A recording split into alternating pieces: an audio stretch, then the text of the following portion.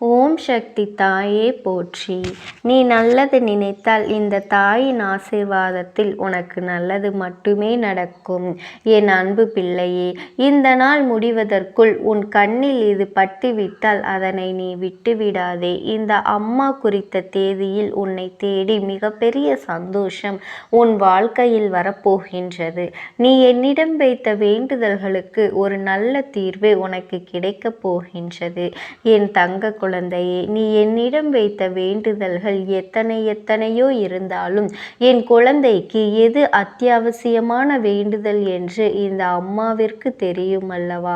இங்கு இருக்கின்ற சூழ்நிலையில் உனக்கு அதனை நான் நிறைவேற்றி கொடுத்தால் என் குழந்தையின் வாழ்க்கையில் நல்ல முன்னேற்றத்தை கண்டுவிடுவாய் என்பது இந்த அம்மாவிற்கு தெரியும். அதனால்தான் உனக்கு மிகப்பெரிய ஒரு அற்புதத்தினை நடத்தி தர வேண்டும் என்று உன் அம்மா என்று உனக்காக வந்திருக்கின்றேன் என் தங்க குழந்தையே. ஏனென்றால் நீ இந்த அம்மாவினை தாயாக நினைத்து எத்தனை வேண்டுதல்களை வைத்தாலும் நமக்கு இப்பொழுது வரை எந்த வேண்டுதல்களும் நிறைவேறவில்லையே, மாறாக கஷ்டங்கள் மட்டுமே நம்மை சூழ்ந்து கொண்டிருக்கின்றன என்று என் குழந்தை நீ நினைக்கின்றாய் அல்லவா? என் தங்கமே, உனக்கு எந்த அளவிற்கு வாழ்க்கையில் கஷ்டங்கள் வந்ததோ, எந்த அளவிற்கு நீ துன்பங்களை அனுபவித்தாயோ, அதைவிட அதிகமாக இனிமேல் உன் வாழ்க்கையில் நீ ஆச்சரியங்களையும் அற்புதங்களையும் பார்க்க போகின்றாய். உன் தாயானவள் இனிமேல் உன் வாழ்க்கையில் இவை எல்லாவற்றையும் நடத்தி காட்டப் போகின்றேன். என்னுடைய குழந்தையின் முகத்தில் இருக்கின்ற சந்தோஷத்தினை பார்க்க விரும்புகின்றேன் என்பதனை என் தங்கமே நீ மறந்து விடாதே.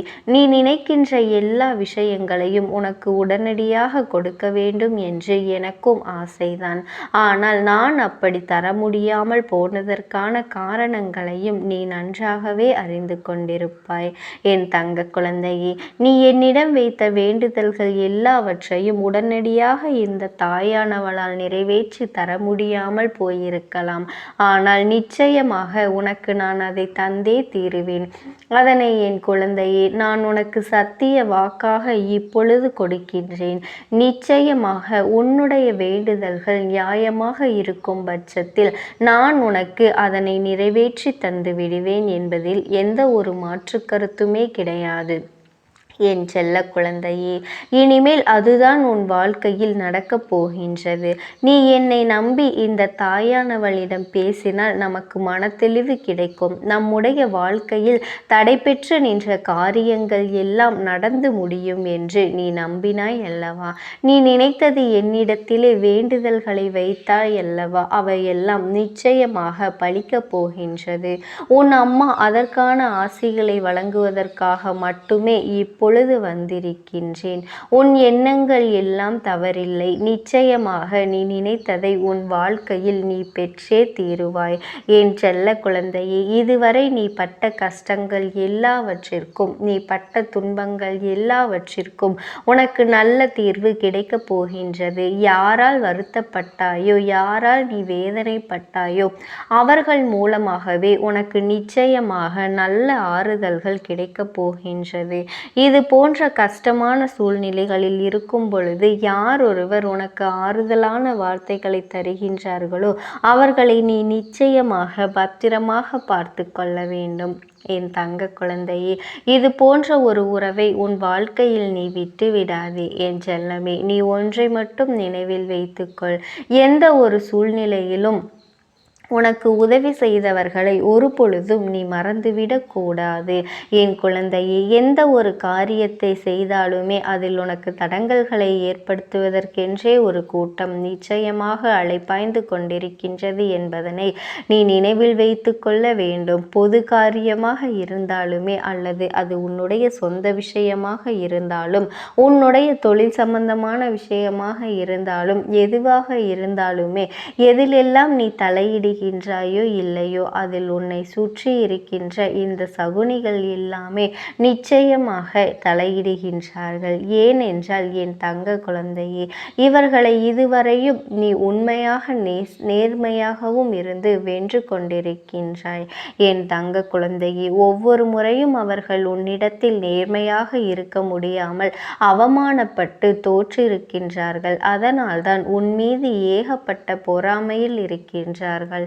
எப்படியாவது உன்னிடத்தில் சூழ்ச்சிகள் செய்து உன்னை வீழ்த்திவிட வேண்டும் என்று, உன்னை கவிழ்த்துவிட வேண்டும் என்றும், உன்னை வளரவிடக்கூடாது என்றும், மேலும் மேலும் உன் வாழ்க்கையில் உனக்கு துன்பங்களையும் தர வேண்டும் என்றுதான் அவர்கள் சதித்திட்டம் போட்டு தீட்டுகின்றார்கள். உன்னுடைய வாழ்க்கையில் அங்கு என்ன நடக்கின்றது, என்ன செய்து கொண்டிருக்கின்றாய் என்று அவர்கள் எப்பொழுதுமே நோட்டமிட்டு கொண்டேதான் இருக்கின்றார்கள். என் தங்கமே, இதற்கெல்லாம் நீ ஒரு பொழுதும் கலங்கி விடாதே. அவர்களுக்கு வேறு வேலை இல்லையே தவிர, என் குழந்தையே, உனக்கு நிறைய வேலைகள் இருக்கின்றது அல்லவா? அதனால் இது போன்ற மனிதர்களினுடைய செயல்பாடுகளை எல்லாம் நீ கணக்கில் எடுத்துக்கொள்ளாதே. இனி எப்பொழுதுமே உன்னுடைய வாழ்வில் நிகழப்போவது எதுவாக இருந்தாலுமே அதனை நீ மனநிறைவோடு ஏற்றுக்கொள்ள வேண்டும், ஏற்றுக்கொள்ள பழக வேண்டும். ஏனென்றால் இவையெல்லாம் நீ கருவாகி இருக்கும் பொழுதே உனக்காக தீர்மானிக்கப்பட்டது. உனக்கான நேரம் வரும் வரை நீ பொறுமையாக காத்திருக்க வேண்டியது மிக மிக அவசியமான விஷயம் என்பதனை என் குழந்தை நீ புரிந்து கொண்டுதான் நடக்க வேண்டும். நீ நினைக்கின்றதை எல்லாம் உனக்கு கிடைக்கும் பொழுது நிச்சயமாக நீ பட்ட கஷ்டங்கள் எல்லாமே உனக்கு மறந்து போய்விடும். என் தங்கமே, யாரெல்லாம் உன்னை எப்படியெல்லாம் இருக்கக்கூடாது என்று நினைத்தார்களோ அதையெல்லாமே நீ கண்டு கொள்ளாமல் உழைத்தால் உன் மனதில் நினைத்த லட்சியத்தை நீ நிச்சயமாக அடைந்து விடுவாய். என் தங்க குழந்தையே, அவையெல்லாம் நீ கண்டு கொள்ளாதே. உனக்கு மட்டுமே சொந்தமாக இருக்கின்ற ஒரு பொருள் உனக்கு மட்டுமே வேண்டும் என்று என்னிடத்தில் கேட்டாய் அல்லவா? அதை நான் நிச்சயமாக உன்னுடைய கைகளில் ஒப்படைக்கப் போகின்றேன். என் பிள்ளையே, அதனை மற்றவருக்கு கொடுக்க நீ அனுமதிக்க கூடாது என்றுதானே நீ என்னிடத்தில் வேண்டுதல் வைத்தாய். நிச்சயமாக அதனை மீட்டு உன் கைக்கு நான் கொண்டு வந்து சேர்த்து விட்டேன். என் குழந்தையே, உன் தாயானவள் என்னுடைய வாக்கு ஒரு பொழுதும் பொய்யானது கிடையாது. ஒரு பொருள் உனக்கு மட்டுமே சொந்தமாக இருக்கும் பொழுது வேறு யார் கைகளிலும் அது நீண்ட நாட்கள் தங்கிவிடாது என்பதனை நீ நினைவில் வைத்து கொள்ள வேண்டும். இந்த தாயானவள் உன்னிடத்தில் சொன்னபடியே நான் உனக்கு அதை செய்து முடித்து தருகின்றேன். அந்த வேலையை நான் கொடுக்க இப்பொழுது தயாராக இருக்கின்றேன் என்பதனை நீ புரிந்து கொள்ள வேண்டும். என் தங்கமே, அதை பெற்றுக்கொள்வதற்கு நீயும் எப்பொழுதும் தயாராக இருந்தால் மட்டும் போதும். என் பிள்ளையே, மற்றவர்களின் வார்த்தைகளுக்கு எல்லாம் ஒரு பொழுதும் எந்த ஒரு சூழ்நிலையிலும் எந்த ஒரு கவலையும் நீ பட தேவையில்லை. உன்னோடு இந்த தாயானவள் நான் இருக்கின்றேன் என்பதனை மட்டும் நீ நினைவில் வைத்து கொண்டாலே போதும். என் தங்கமே, உன்னை சுற்றி உள்ளவர்களின் முகத்திரையை கிழிப்பதற்கான நேரம் இதுதான். நீ அவர்களின் உண்மை முகத்தை ஏற்கனவே நன்றாக பார்த்து விட்டாய் அல்லவா? இன்று அவர்கள் செய்கின்ற காரியங்களுக்கெல்லாம் அவர்கள் மீது நீ எரிச்சலோ கோபமோ படாதே. ஏனென்றால் அவர்கள் செய்கின்ற வினைக்கான கர்ம பலன்களை அவர்கள் நிச்சயமாக அனுபவிப்பார்கள் என்பதனை என் குழந்தை நீ நிச்சயமாக நினைவில் வைத்து கொள்ள வேண்டும். நல்ல காலம் உனக்கு ஆரம்பிக்கும் பொழுது இது போன்ற மனிதர்கள் எல்லாம் உன்னை விட்டு தூர ஓடிப்போவார்கள் என்பதனையும் நீ மறந்து விடாதே. அது நடக்கும் பொழுது நிச்சயமாக நீ புரிந்து கொள்வாய். என் தங்கமே, எப்பொழுதும் நீ புன்னகையோடு இருந்து எந்த கஷ்டங்கள் வந்தாலும் அதனை நீ கடந்து செல்ல வேண்டும். என் பிள்ளையே, உன்னுடைய கஷ்டத்தை ஒரு பொழுதும் நீ உன் முகத்தில் காட்டி விடாதே. என் குழந்தையே, நீ சந்தோஷமாக முகத்தில் புன்னகையோடு இருந்தால் அதுவே உன்னுடைய வாழ்க்கையை நிச்சயமாக வெற்றியாக்கி கொடுத்துவிடும் என்பதனை நினைவில் வைத்துக்கொள். என் தங்கமே, உன்னை சுற்றி இருக்கக்கூடிய நபர்களில் சிலர் நரியை போல நாடகத்தை நடத்தி கொண்டிருக்கின்றார்கள் என்பதனை நீ ஒரு பொழுது மறந்து விடாதே. இவர்களில் யார் நல்லவர் யார் கெட்டவர் என்பதனை நீ நிதானமாக யோசித்துதான் செயல்பட வேண்டும். என் தங்க குழந்தையே, நான் உன்னோடு இருக்கும் வரை நீ எதற்காகவும் கலங்கி கொண்டிருக்காதே. எதற்கும் பயப்படாமல் உன்னுடைய மனதை நீ பலப்படுத்தி கொண்டு திடமாக இருக்க வேண்டும். நிச்சயமாக இந்த தாயானவள் ஒரு பொழுதும் உன்னை நான் கைவிட மாட்டேன். இது போன்ற நரிகளிடமிருந்து உன்னை நான் நிச்சயமாக காப்பாற்றுவேன் என் தங்கமே. உன்னை சுற்றி இருப்பவர்களில் உனக்கு நல்லது செய்பவர்கள் மிக குறைவான நபர்களே என் தங்கமே. நீ துரோகிகளை மட்டும்தான் விரும்பவில்லை, உனக்கு துரோகங்களை செய்பவர்கள் உன்னுடைய வாழ்க்கையை விட்டு விலக வைக்க வேண்டும் என்று நீ என்னிடம் கேட்கின்றாய் அல்லவா என் தங்கமே. நிச்சயமாக உனக்கான வெற்றிகள் உன்னை தேடி வரும் பொழுது நிச்சயமாக அவர்கள் தானாகவே உன்னை விட்டு விலகி விடுவார்கள் என்பதில் எந்த ஒரு மாற்று கருத்துமே கிடையாது. ஓம் சக்தி. ஓம் ஆதிபரா சக்தி. உன்னோடு பேசுவதற்கு ஆசைப்படுகின்றது என் தங்கமே. நான் உங்களுக்கு ஒரே ஒரு வாய்ப்பினை உருவாக்கி கொடுக்கின்றேன். அந்த ஆத்மாவின் வாக்கினை கேட்பதற்கு இதுவே உனக்கு கிடைக்கின்ற கடைசி வாய்ப்பாகவும் இருக்கலாம்.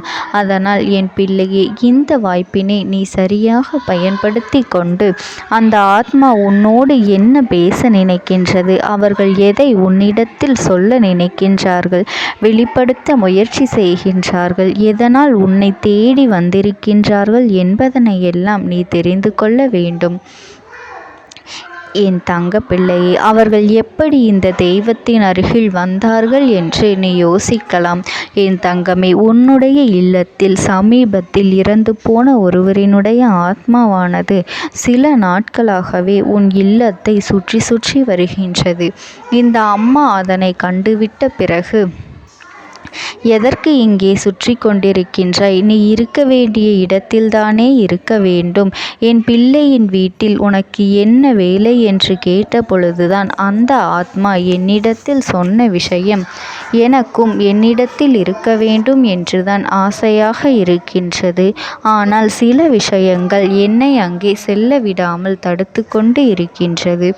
எனக்கு என்னுடைய குடும்பத்தில் இருக்கின்றவர்களிடம் பேசியாக வேண்டும். என் மனதில் தோன்றுகின்ற சில விஷயங்களை அவர்களிடத்தில் சொல்லிவிட்டால் நான் மனநிறைவோடு இங்கிருந்து சென்று விடுவேன். சில விஷயங்களை நான் அவர்களோடு பகிர்ந்து கொள்ளாமல் விட்டுவிட்டேன். அதற்கு சரியான நேரம் இப்பொழுது வந்திருக்கின்றது. இப்பொழுதும் சொல்லாமல் நான் சென்று விட்டால் இனி காலம் முழுவதும் என்னால் அவர்களிடத்தில் சொல்லிவிட முடியாது. இதற்கு நீங்கள்தான் துணையாக நிற்க வேண்டும் அம்மா என்று என்னிடத்தில் வாய்ப்பினை ஏற்படுத்தி கொடுக்க வேண்டும் என்று கேட்டது. என் தங்க குழந்தையே, இப்படி இருக்கும் பொழுது அவர்களிடத்தில் சொல்லிவிட முடியாது. அந்த வாய்ப்பினை ஏற்படுத்தி கொடுத்து என் வீட்டில் உள்ளவர்களிடம் பேச வைக்க வேண்டும் என்று என்னிடத்தில் கோரிக்கை வைத்தது என் தங்கமே. இப்படி மனதிலே எந்த கெட்ட எண்ணங்களும் இல்லாமல் உன் குடும்பத்திற்காக பேச வேண்டும் என்று கேட்ட ஆத்மாவிற்கு நான் அந்த வாய்ப்பு வழங்குவது தானே முறையாக இருக்கும். அதனால் இந்த அம்மா அந்த ஆத்மாவிற்கு அந்த வாய்ப்பினை கொடுக்க முடிவுகள் செய்து இப்பொழுது உன்னோடு பேசுவதற்காக வரவழைத்திருக்கின்றேன் என் பிள்ளையே. அந்த ஆத்மாவானது உன்னிடத்திலே என்ன பேசுகின்றார்கள் என்பதனை நான் என் மூலமாக உன்னிடத்தில் பேசி சொல்கின்றேன். இந்த அம்மாவிடத்திலிருந்து தான் அவர்கள் மனதில் பேச நினைப்பதை எல்லாம் பேச முடியும் என் தங்கமே. நேரடியாக ஒரு ஆத்மாவின் குரலை உன்னால் அத்தனை சுலபமாகவெல்லாம் கேட்டுவிட முடியாது. இந்த அம்மா அதற்காகத்தான் இன்று இந்த உதவியை செய்கின்றேன். என் குடும்பத்தில் இருக்கின்றவர்களிடம் பேச வந்திருக்கின்றேன். உங்கள் எல்லோரையும் நான் இனி காணவே முடியாது என்பதனை நான் உணர்ந்து கொண்டேன். என் வாழ்க்கையில் நிறைவாக இருந்து என்னால் உங்களுக்கு கஷ்டங்கள் வந்தாலும் உங்களால் எனக்கு எந்த கஷ்டங்களும் இதுநாள் வரையிலும் வந்தது கிடையாது. நான் நினைத்தது போல இந்த வாழ்க்கையை அத்தனை சந்தோஷமாக வாழ்ந்து கொண்டுதான் இருந்தேன். என் குடும்பத்தில் இருக்கின்றவர்களிடம் பேச வந்திருக்கின்றேன். உங்கள் எல்லோரையும் இனி நான் காணவே முடியாது என்பதனை நான் உணர்ந்து கொண்டேன். உங்களோடு இருந்த இந்த காலகட்டம் குறைவாக இருந்தாலும் நான் எனக்கு கிடைத்த சந்தோஷங்களும் மகிழ்ச்சியும் ஏராளமாக இருந்தது. அதனால் எனக்கு எந்த ஒரு கவலையும் இதுவரையில் இருந்ததே கிடையாது. நான் நினைத்தது போல இந்த வாழ்க்கையை நான் சந்தோஷமாகத்தான் வாழ்ந்து கொண்டு இருந்தேன். ஆனால் இவ்வளவு காலம் எனக்கு சீக்கிரமாக என்னுடைய ஆயுள் முடிந்துவிடும் என்று எனக்கு முன்பே தெரியாது. அது தெரிந்திருந்தால் நிச்சயமாக என் மனதில் இருக்கின்ற அத்தனை விஷயங்களையும் நான் உங்களிடத்தில் சொல்லியிருப்பேன்.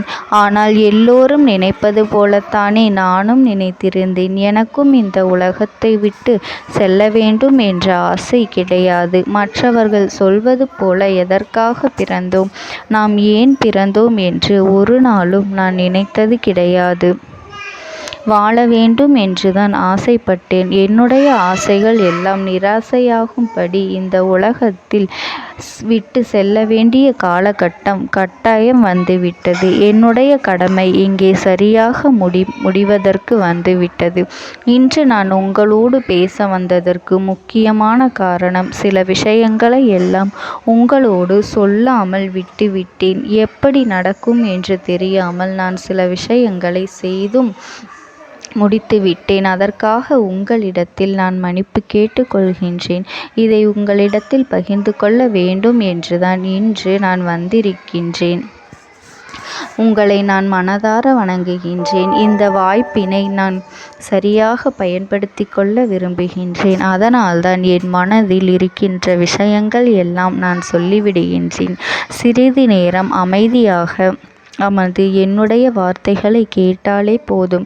என்னுடைய அன்பினை புரிந்து கொண்டு அதுவே எனக்கு போதும். நான் நிச்சயமாக இங்கிருந்து நல்லபடியாக சென்று விடுவேன். இன்று உங்களோடு பேச வந்ததற்கு ஒரு முக்கியமான காரணம், நான் சில விஷயங்களை சொல்லாமல் விட்டுவிட்டேன். இப்படி நடக்கும் என்று எனக்கு ஒரு நாளும் தெரியாமல் சில விஷயங்களை செய்துவிட்டேன். அதை உங்களிடத்தில் பகிர்ந்து கொள்ளத்தான் வந்திருக்கின்றேன். என் மனதில் நினைக்கின்ற விஷயம் என்ன தெரியுமா? நான் உங்களை நன்றாக பார்த்து கொள்ள வேண்டும். உங்களின் ஆசைகளை எல்லாம் நிறைவேற்றி கொடுக்க வேண்டும். உங்கள் வாழ்க்கையில் நடத்தி கொடுக்க முடியாமல் போனாலும் இனிமேல் அதையெல்லாம் நடத்தி கொடுக்க வேண்டும் என்று ஆசைப்பட்டு என்னால் ஆன முயற்சிகளை எல்லாமே செய்து கொண்டிருந்தேன். ஆனால் முழுமையான பலன்களை கொடுப்பதற்கு முன்பாகவே இது போன்று நடந்துவிட்டது. அதனால் நான் ஏதேனும் குற்றம் குறைகள் செய்திருந்தாலும், ஏதேனும் உங்களுக்கு மனதிற்குள் கஷ்டத்தை தந்திருந்தாலும் என்னை மன்னித்து விடுங்கள். நான் எப்பொழுதும் உங்கள் மீது உண்மையான அன்பினைத்தான் வைத்து கொண்டிருக்கின்றேன். நான் ஒரு நாளும் மனதில் ஒன்றும் வெளியில் ஒன்றுமாக ஒரு நாளும் நான் நடந்து கொண்டது இல்லை. அதனால் என்னவோ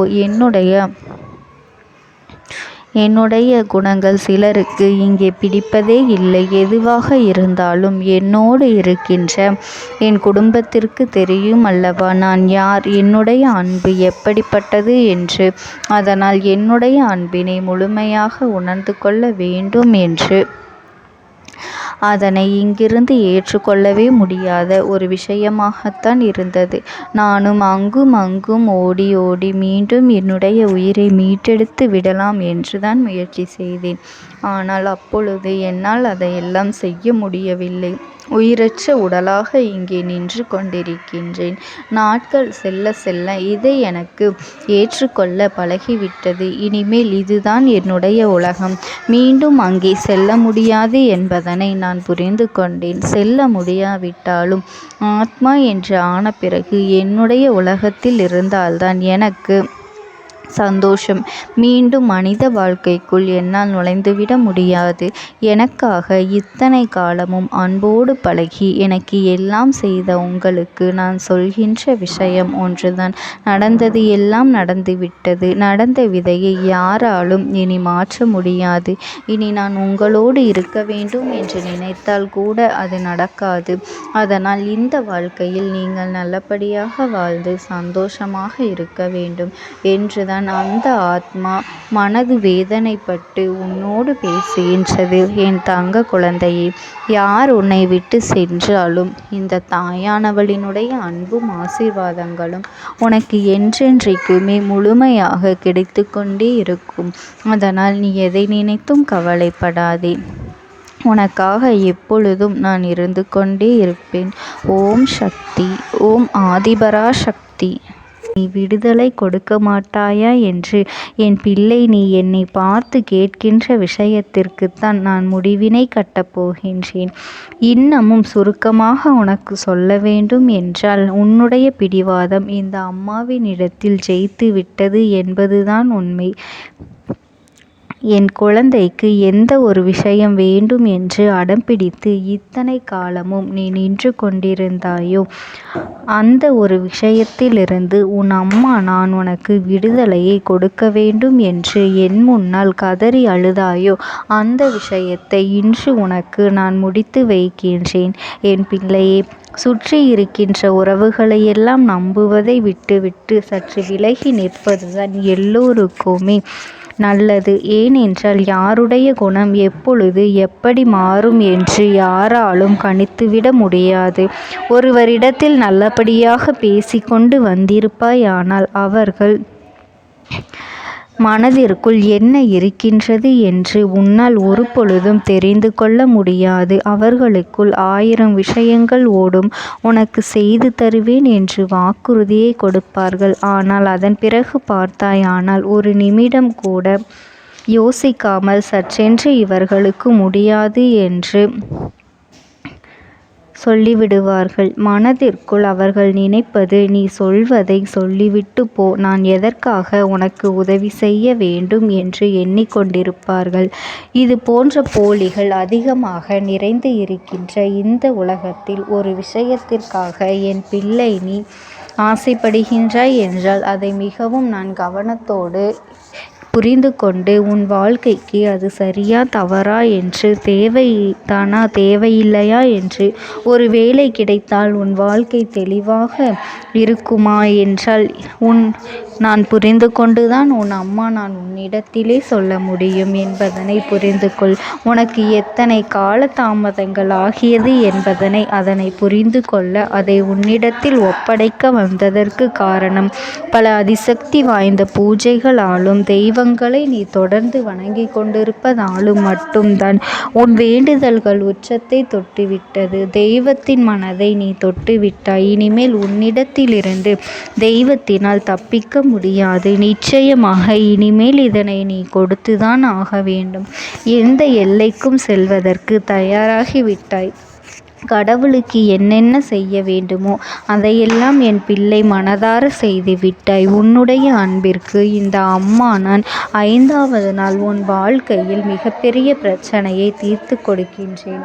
அம்மாவினை நம்பினால் உனக்கு சத்தியம். என்னை நீ நம்பவில்லை என்றால் இந்த அம்மாவினால் நிச்சயமாக எந்த விஷயத்திலும் இதற்கு பொறுப்பாக முடியாது.